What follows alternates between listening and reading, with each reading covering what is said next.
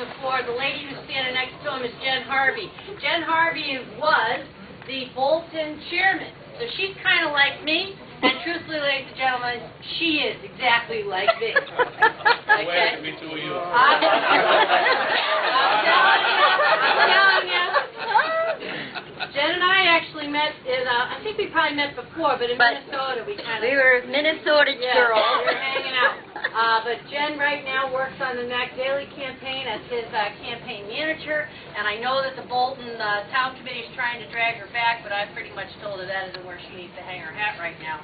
I need to take all the accolades of being the best chairman, so she can't be there. But anyway, I want to introduce you to Matt Daly. Matt's been here a couple of times, and Matt actually came to our golf tournament in the summer and wrote us a nice hefty check. Not that that's supposed to sway you. So, I'm always willing to take more money. Anyway, Matt, the floor is yours. Okay, thank you, Mary. And see that guy in the back in the blue shirt? He's going to keep you. Good to see you, and good to see you all again. I know Mary Ann, a lot of people kiss her butt from time to time. But oh, yeah? For someone to ask for an ID from you at a liquor store. No, Matt, that's not going to get you far. You love my hugs. You know, I'm asked often out on the campaign trail, you know, Matt, most people don't like politicians. Okay? And they ask me, just tell me a little bit about who you are, why you're running. And so I say, you know, I'm a conservative Ronald Reagan Republican. And the reason I'm running is first and foremost to stand up against and repudiate the socialist policies that are coming out of Washington. And then secondly, I'm going to go to work for the near 600,000 residents in the 2nd District to try to either keep their jobs, bring jobs to their neighborhood, or create jobs for them. And I've been proud to say I'm a Ronald Reagan Republican for a long time. It hasn't always been easy. You know, it hasn't always been easy in the state of Connecticut to stand up for the time-honored virtues and values that have been the bedrock of our society for over 200 years. It hasn't always been easy in the state of Connecticut to stand up to the time-honored principles laid out in our United States Constitution, written by our founding fathers, constantly under attack by our federal judiciary and our opponents on the left.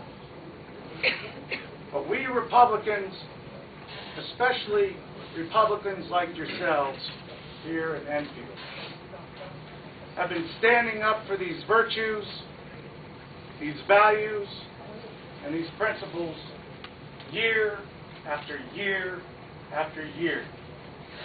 And I believe the voters in this country and the voters in this state have been watching, and they have begun to reward us Republicans for standing firm for the permanent things. They rewarded us in Virginia after President Obama went down there and stuffed for his gubernatorial candidate. They rewarded us in New Jersey, that conservative bastion, and moved Governor Christie into office. And finally, yes, just to our north, another conservative stronghold, the great Commonwealth of Massachusetts, brought us victory there as well. As far as I'm concerned, Obama needs to keep politics for these guys. You know, that's right. That's right. And we're counting on it. I know my campaign is. I know a lot of other smart campaigns that are out there are. That these people will continue to not get it. But it's not enough to just say no. I think we have to offer up what priorities we have for people day in and day out as Republicans. We know what their priorities are. Their first major piece of legislation was to move forward a pork barrel spending project cloaked as a stimulus package, which has now grown over $800 billion, and was promising us to keep unemployment under 8%. Secondly, they wanted to move forward with cap and trade, an abomination for every small business owner in America for a litany of reasons. And finally, Obamacare. Their last reach at socialism, which I believe has been sent with a brown victory to the ash heap of history. We know what their priorities are. And in this campaign, I am going to make it clear to every person I look in the eye, that was what Joe Courtney's priorities were. Isn't it great that the Democrats now talk about jobs? Got a new job plan out there. Peter, I can't wait to hear you talk about the job plan. Good to be with you. I love watching you on TV for the last few years. It's an honor to be here with Congressman Daly. Of course, it's an honor to be here with you.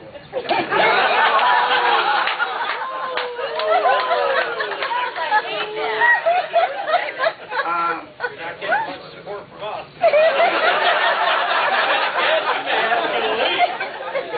But ask you for an ID, come on.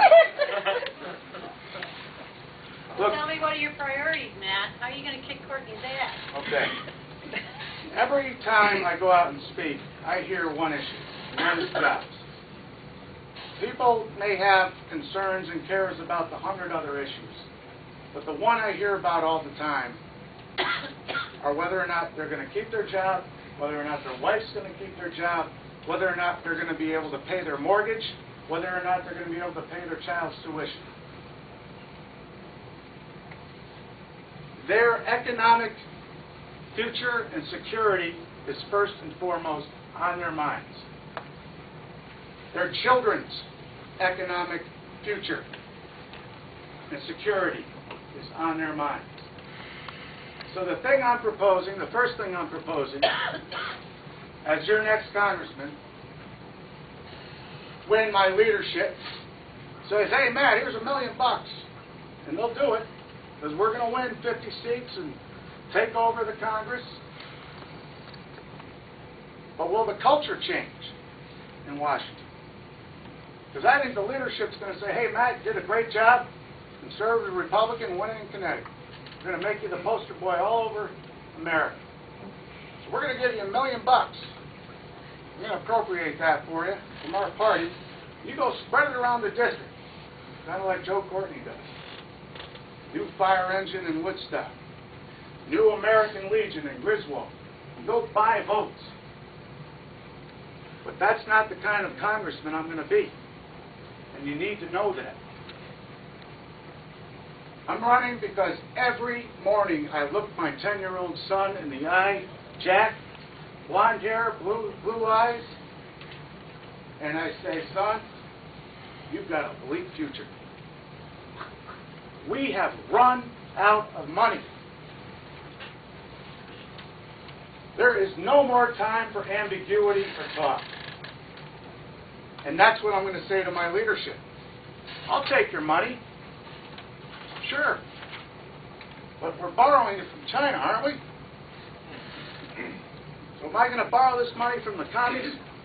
Is that what you're telling me? We've got to say no. No more spending. Cut taxes. Build a nuclear power plant in the 2nd District. That'll bring some permanent, good, lasting, paying jobs. Let's start doing it.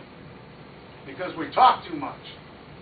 I'm down to 3 minutes now. Actually, I'd rather have you stop talking. All right, I'm done.